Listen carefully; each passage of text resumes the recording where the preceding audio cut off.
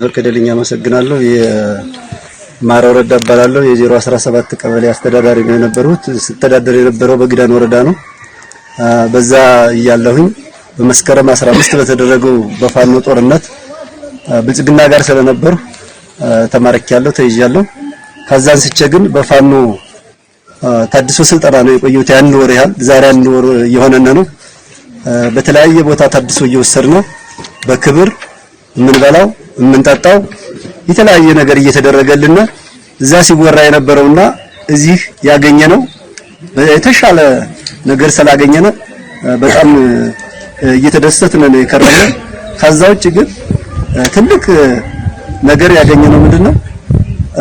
በየጊዜው ነው በየቀኑ ነው ውሃ ስንታጠብ የነበረው፣ በየቀኑ ነው ፖለቲካ ስልጠና ስንወስድ የነበረው፣ ታድሶ ስንወስድ የነበረው እና ሌላው ቀርቶ ፋኖ ቀርቶ የህዝቡና የአባት አርበኛው እንክብካቤ በጣም የተሻለ ነበርና ትልቅ ነገር ነው ያገኘነው። ከዛ ውጪ የሚወራው ወሬ ሌላ ነገር ነበር። እዚህ ስንመጣ ግን እኛ በፍላጎታችን የሚታገለው አካል አቅም ያለውና ልጅነት ያለው አካል በፈቃደኝነት ወደ ትግሉ ተቀላቅሎ እንደሚታገል በራሳችን ሐሳብ ደግሞ አቅም የሌለው ደግሞ ትንሽ ህመም ያለበት አቅም የሌለው ደግሞ በፍላጎቱ በአባት አርበኛ ሆኖ ከዛ ከመርቱም ከምንም ሳይነጠል ወደ አመ ስልጠና የወሰድነውና በፍላጎታችን ይሄን እያስቀመጥን የነበበት መንገድ ነው የመጣነው። ከዛ ውጪ ነው ምንድነው ማስቀመጥ ፈልገው አማራ በባህሪው ታጋይ ነው፣ ብልህ ነው፣ አዋቂ ነው።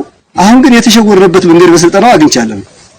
ለምን የተሸወረበት መንገድ ባልሆነ ፖለቲካ ተጠልፈን የ7 አመት ሙሉ ውጊያ እንኳን እያዋጋን ላለ ብልጽግና ከሱ ደረት እና ጎን ተላጠፈን በመኖራችን እየተጠጠፈና እየነደመነ ቆይቷል። አሁን ግን የማስተላለፍ የምፈልገው በአማራ ክልል ውስጥ ባሉት ከተማዎች ያላችሁ አድማ በተናና መከላከያ ሰራዊትም አማራ የሆናችሁ ፖሊስ በስራቱ ጸለፋ ላይ ያላችሁ ወጣችሁ እንደኛ ከቤተሰባችሁና እጃችሁን ብታወጡና ይህን የመሰለ ስራት ተቀላቅላችሁ አማራን ካለበት ሁኔታ ብታድኑ የሚል ትልቅ መልእክት አስተላልፋለሁ። ከሰማሁትና ካየሁት በላይ ግን 2 አመት ቤተሰቦችን ማየት ተስኖኝ የነበረው አሁን ግን ቤተሰቦች ጋር እየተገናኘውና ጓዶች ትታዘባላችሁ። ቤተሰባችንን እንቀብር ከሆነ ቤተሰባችንን እናገኝ ከሆነ እንደብለን እንደኖርነ ስለምታውቁ እኔ ትልቁን ነገር የአማራን ህዝብና የአማራን ፋኖ ይቅርታ የምጠይቀው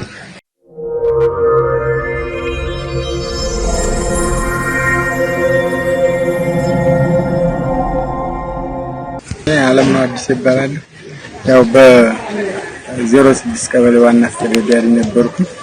ያው በዚህ በተነሳበት ወደ ሙጃ ወደ ከተማ ወደ ወረዳው መጥቻለሁ። ከመጣው ጀምሬ እስካሁን ድረስ አመት ከ6 ወር እየሆነኝ ነው። ያው በዚህ ፖለቲካ ተወሽተ አልዋልታዎችንና በተገላቢጦች ነው ስንነገር የነበረው።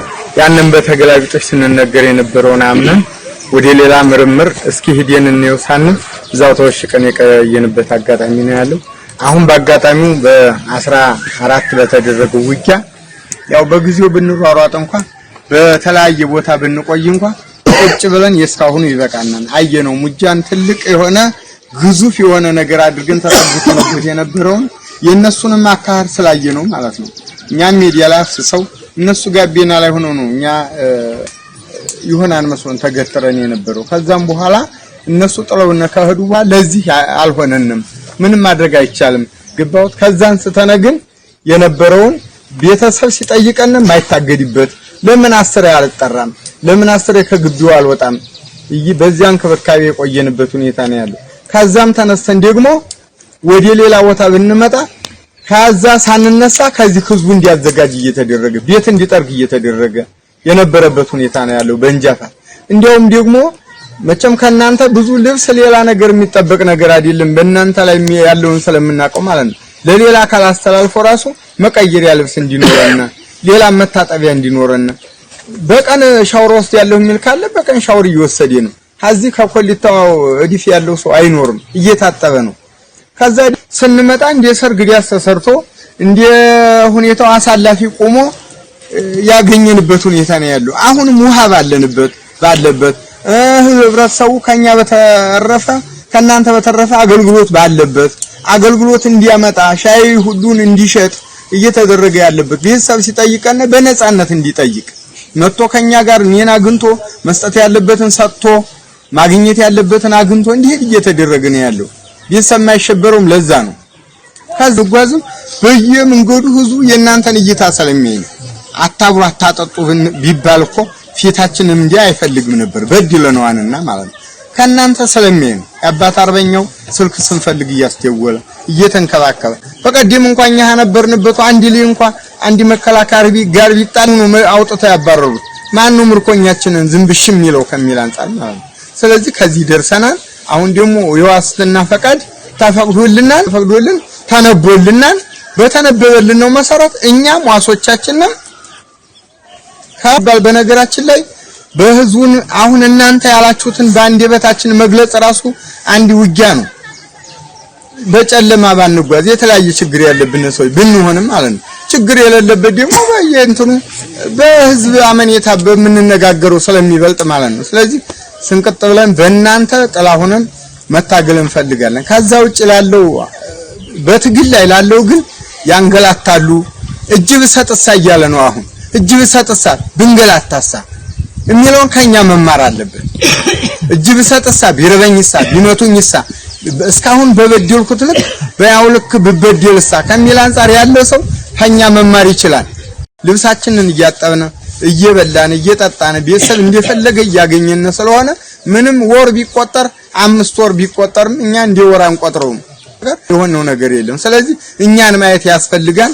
ስለዚህ እኛን ማየት ካስፈለገ ደግሞ በእኛ ልክ መሆን ከፈለግነ ደግሞ በሁሉም ያለው እጁን እየሰጠ እየገባ ወደዚህኛው ዓላማ እየተቀላቀለ ህዝባችንንና የተሰለፈውን ዓላማ ማርካት አለብን ነው። አመሰግናለሁ። እሺ ሴክተር አበራ እባላለሁ። የግዳን ወረዳ ፖሊስ ጽሕፈት ቤት ኃላፊ ነበርኩ። በባለፈው የዛሬ ወር መስከረም 15 አካባቢ በነበረው የውጊያ ሂደት ይህ ከጓዶቼ ጋር በወቅቱ የተማረክን አባላቶች ነን። ከዛ ሲቀጥል በዚህ ከውጊያ በኋላ ወደ ተሐድሶ ስልጠና የገባነበትና ተሐድሷችን ስንወስድ የከረምን መሆናችን ግልጽ ነው። በተሐድሷችን የገጠመን ሁኔታ ማህበረሰባችንም ይሁን አገልጋይ ድርጅቱ ሲያደርግልን የነበረው የአገልግሎት አሰጣጥ እኛ ሳናመሰግን አናልፈን። በስነ ስርዓት ስልጠናችንን ወስደናል።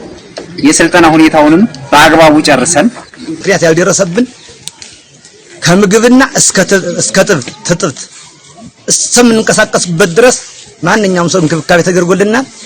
በትልቁ ህዝቤንና ወንድሞቼን ስዋጋቸው ነበር ወንድሞቼን ይቅርታ ጠይቃለሁ የሚል ሐሳብ አለኝ።